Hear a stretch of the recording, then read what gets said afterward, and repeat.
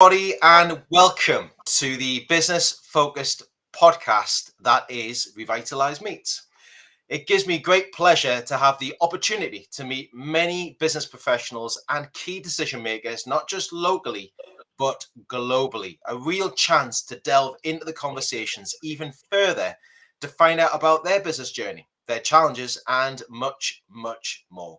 And I've had the great pleasure to meet many people over the years, and today I've got the privilege to welcome a lady along who's been helping many connections with looking at that self-care, but also well-being in a corporate industry and also as individual solopreneurs, focusing on here to get the mind in the right place and the stress levels a little bit lower. Can you please welcome with me this week, the one and only Suzanne McDonald of Suze McDonald Wellbeing. Suze, how are you today? Very well, thank you. Thank you very much for having me on your show.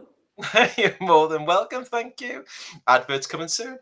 Thanks for joining us. So can we start things off, because you've had a busy schedule lately, lots of things going on.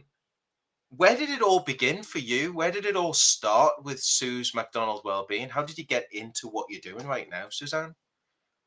Oh, well, many years ago, I crashed and burned spectacularly in my own life and couldn't find a way to be happy, couldn't find a way to let go of anger and mistakes, as I used to call them. They're all lessons, in my opinion, now. And just couldn't find a way to let go and be happy. And it wasn't until I spoke to my sister-in-law, and she'd been telling me about this therapy that she'd been going to, and that this lady had been helping her to feel better about herself. And eventually I was convinced to go along after a lot of resistance, which is very normal for people when they're trying to change or going through a tough time. And I went along and I had this session, and it's something called theta healing. And this is the thing that I'm really passionate about, because after that one session, I felt like I'd been plugged back into the universe, and I'd been so disconnected for so long that I just was not able to kind of function properly or be myself or feel that I'm part of society, part of anything really. And I felt like I had been reconnected, plugged back in, like into the matrix, I suppose, if you want to go sci-fi, which I do love a bit of sci-fi.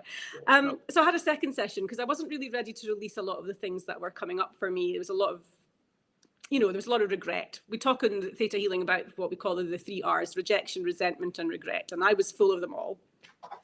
So I went and had a second session and was more open to letting things go. Felt so much better after that second session. And then fast forward a few months and discovered that this lady was actually teaching the technique for people to become certified as theta healing practitioners. And I decided, because I didn't understand how it worked, and my brain likes to know how things work. So I booked on to her basic theta healing course, which was 3 days. And I sat in that class for 3 days thinking, I'm in the wrong place. They're talking about this kind of source energy. And at that point in time, I didn't really have any beliefs in a higher power or anything. And it's a very spiritual technique, as well as working with your subconscious mind and identifying your limiting beliefs, which I know we've spoken about a lot before. And by the time I got to the third day, I was completely on board. And then I went from that class to the next class to the next class. And I spent a whole year training in all the different classes in theta healing. And every time you in a class, you heal a bit more yourself, but you're also giving healing sessions to the other participants in the class, the other students. The more you do this, the better you feel about yourself. They feel better about themselves. You become a little community. And I realized that actually I could help other people as well. And so from stirring pans of sugar, because I used to make tablet or toffee, fudge, whatever you want to call it for my business. Wherever you are in the world, you might call it a different thing. Who cares? It's sugar, it's sweet, and it gives you really sugar, molten sugar and butter and milk and lots of naughty things. I had just gotten a bit jaded with doing that, which was my business for 11 years. And so started to actually see clients. And then it just all grew from there. I learned Reiki, I learned sound healing, I became a yoga teacher. And but mostly what I do is I use the theta healing now in conjunction with what we call, life purpose coaching, but I take that deeper into what I call soul purpose coaching, to identify what person's true passion is in life and help them heal from all of their past in order to get there. And we use the theta healing technique in the coaching sessions to do that. So that's where it's come from to now. I love that, Suzanne. I mean, I think there's a challenge in that. I guess you must have felt extremely outside your comfort zone, I guess, at that early Very much so. stages. Yeah.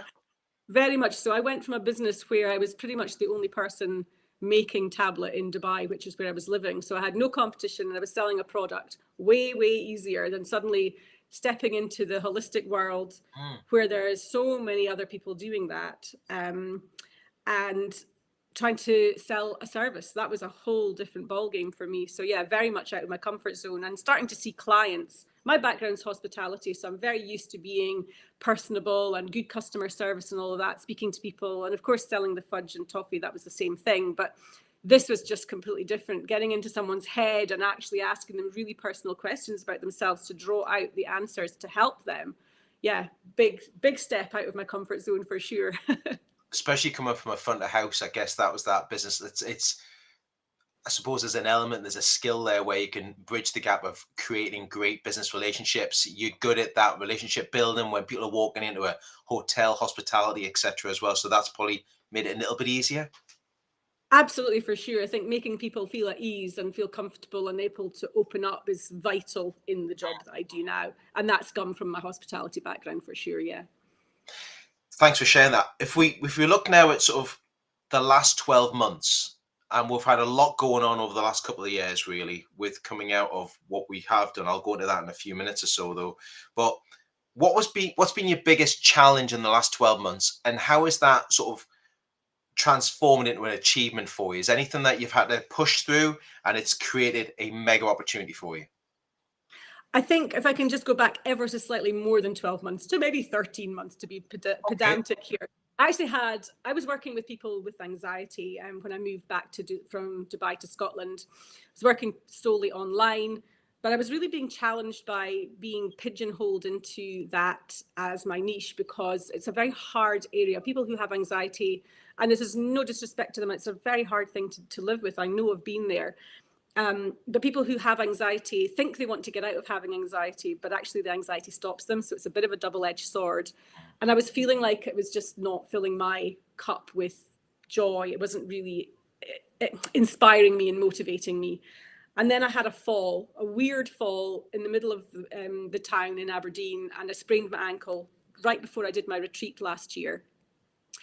Was off my feet for at least a week, unable to weight bear at all. And then I got COVID on top of that. So I was like, okay, what else can be thrown at me right now? So I was in bed, I was hobbling around. I had a terrible cough, I had got it really bad. And then, so right before the retreat, I was really struggling with a lot of things. And I took an opportunity to stop after the retreat because I wasn't fully 100% by then. And I decided I'm going to actually stop.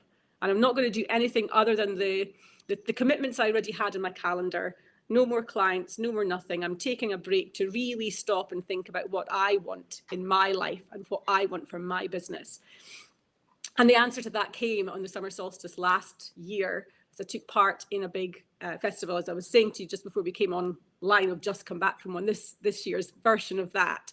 So this is like full circle for me from last solstice, when I realized who I'm meant to be working with, who I'm supposed to be serving, people in the spiritual community, but anybody who has that is open-minded to work with me from a spiritual perspective, but on themselves, on their businesses, that sort of thing. Those are the people that I want to help. Those are the people that light me up. So it's become my sole purpose to help them. So I've aligned with my soul purpose and I want to help them align with theirs. So that's really what's happened for me, is come from that big challenge of falling, getting COVID, being really sick, to actually stopping and giving myself permission to do that. And then coming out the other side of that until we come to full circle this weekend that's just passed. And I really feel like I'm just very settled in that now, in a way where I'm confident with that, and ready to take that up a level, which is coming soon.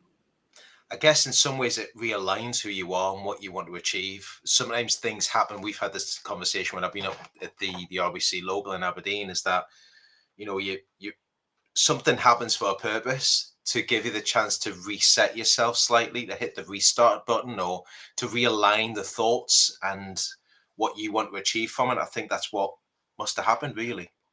Oh, definitely. I think that I don't believe in coincidences. I think that everything happens for a reason. There's a reason or there's a purpose behind it all.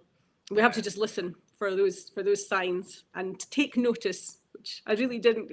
When when the universe shoves you down the street, you don't get much chance but to listen. Not at all. Not at all. I think a lot of people in business don't usually listen to their thoughts and don't listen to what's going on around them half the time as well. So it's good that you had the chance to do so in a not a great way to happen, but it's Yeah. back in a place. But good to see you at the other side positively as well.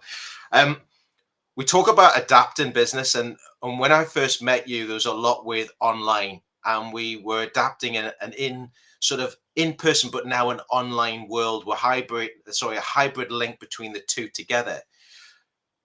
How does that play a part in your marketing strategy? Do you still have, because with what you do, it's quite in person, it's quite person to person, the retreats, the things that you do, you've got groups together, individuals. Does online still play a part for you? Absolutely. Yeah. I mean, if we can rewind to 2020, when, as I like to describe it, the world went mad, I had no choice but to move online. I had to stop my business completely over in Dubai. I couldn't see clients at all. I was teaching yoga, couldn't do that. Moved my classes online for my yoga classes, but I couldn't see clients. And that actually gave me the opportunity to work with other theta healers and practice doing theta healing over Zoom, which I had never done before, but I knew a lot of other theta healers that did, or even over the phone. And then we moved back to Scotland, and we live very remote in the middle of nowhere. No one could come to the house. We were in lockdown anyway, and I had no choice but to move online. And I actually joined a big training course, a whole year program to learn how to put my business online, how to build funnels and do all of that, and do all that training for marketing.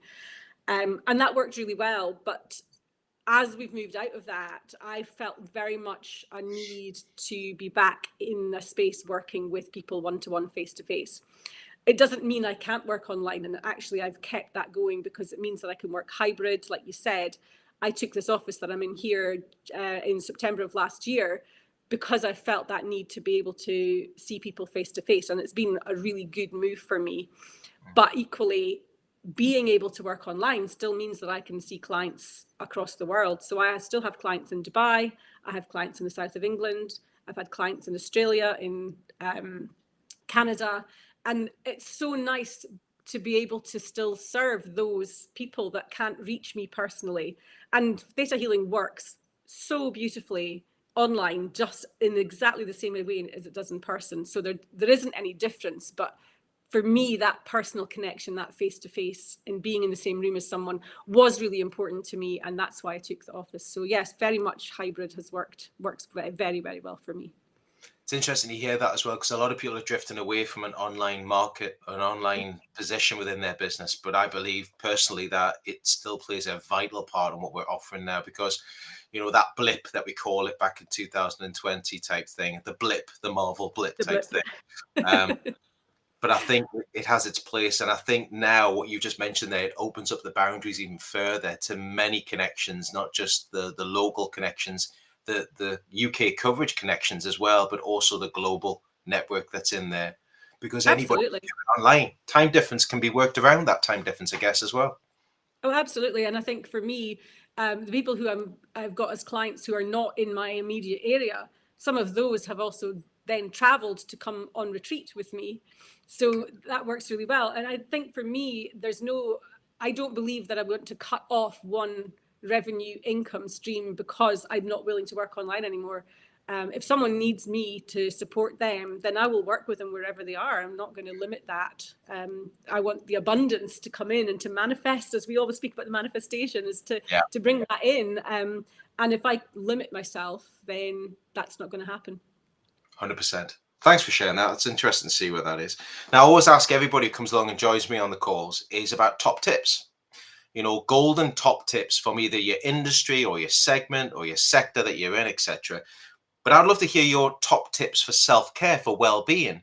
What would be your top 3 tips for people who are watching us this afternoon on YouTube and also live on LinkedIn? What would you share with them? So self-care top tips, I would say, number 1 is put yourself first. So many people don't put themselves first, especially people who are running their own business, have families, have other commitments in their lives. it's really important that you actually listen to your own body, what's going on in your mind, what's going on in your thoughts, and listen to that. And it's not selfish to put yourself first, and it's actually vital that you do. And I think that that doesn't have to be a big thing where you take yourself off for a week. It can be 10 minutes every day. I actually have a 10-minute timeout meditation that I offer to people, because I just think it's really important that you give yourself that permission to step out of your day and take that time for yourself. So that would be number one. Put yourself first. It's not selfish to, and give yourself permission to use that time for yourself. Yeah. Self-care, the second thing I would say is to be yourself, to be authentic, to speak your truth. I think that's something we don't do, especially in our culture. We'd rather not say something than hurt somebody. And it's not about being unkind. It's like you can say things in certain ways, but honoring that is also a practice of self-care, because it's your truth, your honesty, and being authentic as well. I think that's really, really important. Third one I would say is to actually block in time out, block in time for yourself, for your self-care. You know, create a self-care routine would be a good thing to do. Now, if that's 10 minutes per day, that's great. But if you can then maybe add something that's once a week that you do that's a bit longer.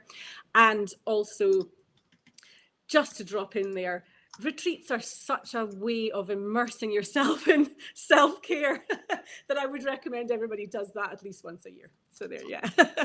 For sure, retreats are good. I'm going on a retreat this weekend myself, because I need to have some self-care. I've been working hard. I've had a weekend where I've been working and working the following weekend. So I'm taking myself off on a retreat. It's important. I think it's important to recharge the batteries, because we don't do that as business owners, or we don't do that if we're in key decision roles. Yeah. You know, business overtakes you sometimes, and sometimes 6 months, 12 months, 2 years, whatever, it just goes like that. But taking time out for you just to recharge, to reset, to just get things back in place, to even digest your own thoughts, just let them filter through, have a chance to disconnect from all the social media or the technology, and just have a notebook and a pen and just write stuff down, and just take away from that. So what I've done is, for everybody who's watching, listen, thank you so much, Suzanne, for sharing that. I've dropped that into the YouTube comments, and I won't drop into LinkedIn, but I'll get them later on and add them into there as well. But what I've put in there, Suzanne's top tips on well-being. Number one, put yourself first, 10 minutes each day if you wish to. Be you and authentic. The third one is block time out for you, routine, weekly and daily, and take a retreat at least once a year. That's authorized by Suzanne, right? You guys. Absolutely. And lo and behold, she's got retreats, right? So definitely. I've just noticed in your website, my website, you've got there's a slight typo. I don't know whether you can edit that or put in the correct website. It's Sourceful. What's that again? Sorry, I'll put that in for you. Sourceful, Sourceful. Okay. I don't know if you can edit it. I just noticed it now. I should have checked. So sourceful.me. I've put that back into the feed below. So Sourceful is in there. There it is. Sourceful.me. Thank you. That's my fault, everybody, but it's in there now. No, that's my fault. And it'll be added into the LinkedIn feed later on as well, after this interview as well. Thanks for sharing those top tips. I think it's always important that we hear from my guests, especially from their industries and their sectors, what we can share with the public that's out there as well, who are listening into this, and what we can implement into our own businesses and routines. I think is extremely important. We talked about sharing for other people in business, but you talked about retreats. You're taking a retreat fairly soon. What other ways do you do personal development for you? Do you read a lot of books? Do you listen to a lot of audio books, etc.? So what's your personal development plans in your business? So no, I don't read books. I don't know why these days. I really get challenged by kind of self-help or self-care books. I find them, I never can stay focused on them. What I tend to like to do is these kind of small online courses for my self-development, but equally being part of a community in our area that I can go and recharge my batteries at, learn from other people, and allow myself those times where I can go and learn and be part of that and not have to lead, because oftentimes if I'm running workshops or running retreats or whatever, I am in that leadership role. But it's really important to receive as well. So my personal development is going along to other events that I can learn from. Being around like-minded people is very important for me, because we can always learn more.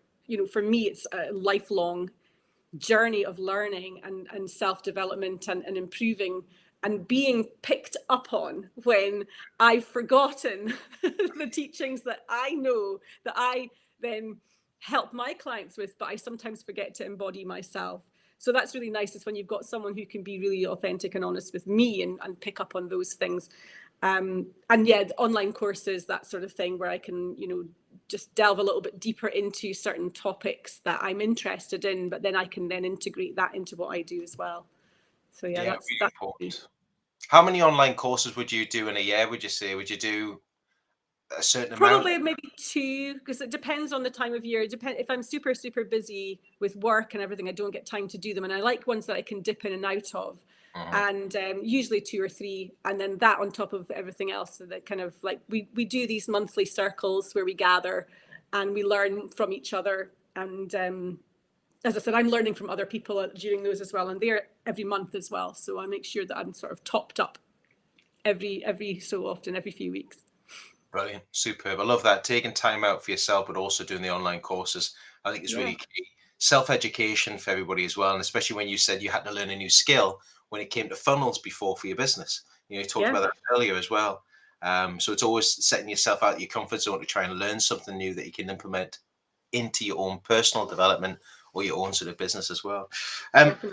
What's next around the corner for you, Suzanne? So if we look fast forward 6 months to 12 months down the line, what does that look like to you? What's your plans for the next, let's say the next 12 months, this time next year? I'm glad you've asked that, because it's quite exciting what's coming up for me. I have been a little bit quiet recently. I've got a lot of stuff going on, and I do tend to take a little bit of a downtime during summer. So if anybody is following me on social media and is wondering where I've gone, I am still here, but I'm working in the background. Yeah. So I'll be taking on a coach myself to help me coming through the next couple of months, because previously to now, I had an online program for anxiety called the Calm Confident You program. That's now mothballed, because obviously I've moved into this area where I'm doing the soul purpose coaching. So what I'm actually working on is a whole new soul purpose coaching program, which will be a whole online development program where my clients will be able to work through a portal where they'll have a series of videos to watch, worksheets to complete, lots of sort of self reflection, figuring out what it is that they want, what their passions are.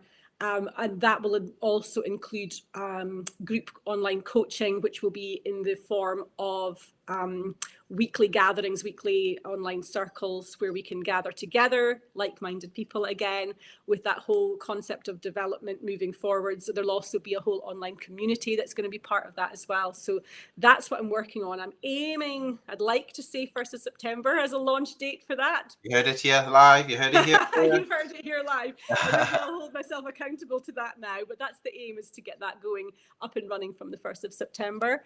But I want to work with a coach that I've worked with previously as part of the big program I was on, to kind of get up and running with that. He uses the same platform as me, and he's really up to speed with kind of promotion and Facebook ads and all of those things, which I'm slightly challenged by. So yeah, it's good. I think every coach should have a coach. I believe that. And I think that that's the sort of thing that, I am willing to invest in my business because it's that important to me. So what is coming soon is this big online soul purpose coaching program. Hasn't got a name yet, but watch this space. It's coming. Do you know, it's so true what you say there. It's so important that many coaches need someone to hold them accountable. I mean, I've got a coach myself now, and I work very closely with them. They review what I'm doing, but they also ask me the hard questions if you're not doing something. And that's what you want from a coach. You want someone who can push you past that envelope and push you to the next stage that you need to. We all hit plateaus in our business or plateaus in our role. We need people that pull us up and get to the next plateau, that next increase that we want to go to. And I think that is so important with a coach that's around you, accountability, pushing 100%. That's exactly what a coach does, is that whole accountability is just so vital, and having that person by your side supporting you. And when you have a really bad day and you're like really overwhelmed or struggling with something, that you can actually have that person to reach out to. One of the things that I do in my coaching, what I offer to my premium package, is what I call on-demand coaching.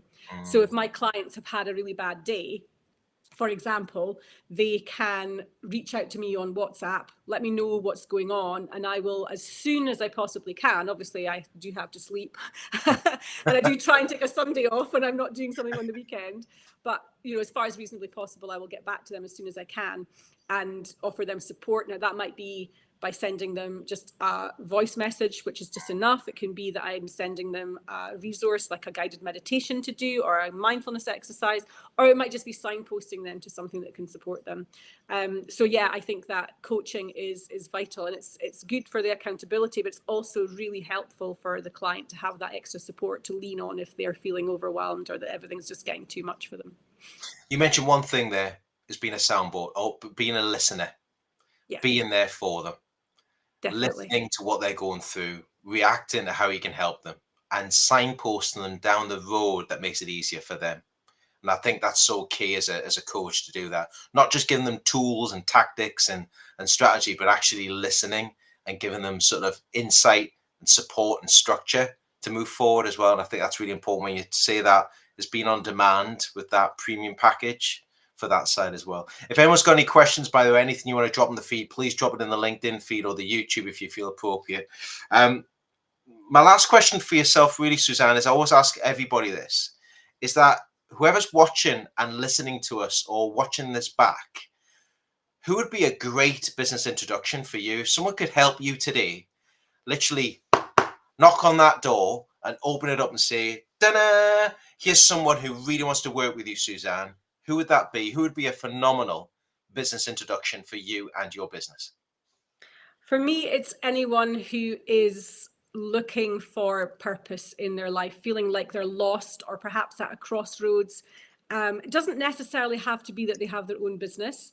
I wouldn't class myself as a business coach, but I do help anyone who is at that crossroads. Now, your sole purpose may not be your business. It may be that you have a job and you fund your sole purpose through your job. But a lot of people that I work with are entrepreneurs or have their own businesses, and it's because they have such a passion for what they want to do to serve the world or to serve the people that they're helping with either their product or their service. So anybody who is really looking to maybe have the confidence to grow a business or to grow again, it doesn't have to be a business, but it's like it's the person who needs that passion or needs to align with that passion. And you mentioned just a few minutes ago about that whole purpose of being the coach, but also the support. And what I do is very much twofold. So I am a coach, but I also work with, as I said, the theta healing technique. And that's the healing perspective. Now, I don't ever claim I heal someone, but that person is guided to be healed through this process. So we work with that first and then push them or guide them through the process of aligning with that soul purpose. So for me, it's anyone who is looking for that purpose or looking for that passion or finding a way to be confident to bring that to life for them in whatever shape or form that means, whether it's in business or their personal life. I've actually just put that in there as well. I've actually just dropped that into what we're just talking there, and I'm going to drop it into the chat as well for us. So Suzanne's, as we put on there, Suzanne's business introduction is individuals who are crossroads and need direction, build and develop confidence, stroke purpose, and lower stress levels and anxiety. Looking at that, try and support on that one. So if you see anything else on YouTube and you want to get some help from Suzanne, click on the sourceful.me website link and it'll give you all the details in there. I think that's really important. Thanks for sharing that, Suzanne. I think a lot of people forget about sharing that, what you're looking for at the end of the night, to make sure all my guests get an opportunity to share that. Suzanne, thank you so much for your time today. It's greatly appreciated. And just thank you for investing the time and coming along and joining us and sharing your story. Thank you for having me. You're more than welcome. You're more than welcome. Thank you to everybody who's been watching and listening to our YouTube channel on Revitalise Network. And don't forget, if you're not subscribed yet, please subscribe to the channel. Share that with your connections. We've got many more interviews coming up very soon that'll be on LinkedIn Live and on this channel for YouTube on Revitalise Networking. Next week, on the 2nd of July, I've got the great pleasure to be welcoming along a gentleman called Mark Thulis from Flux, talking about brand and much, much more. So next week, on Tuesday, the 2nd of July, we've got Mark Thulis, who's going to be joining me at Revitalise Meets, the business-focused podcast. From me and Suzanne, have a wonderful rest of the week. We look forward to speaking to you all again very, very soon. And as always, happy connecting, everybody. Take care. See you soon. Bye-bye for now. Bye.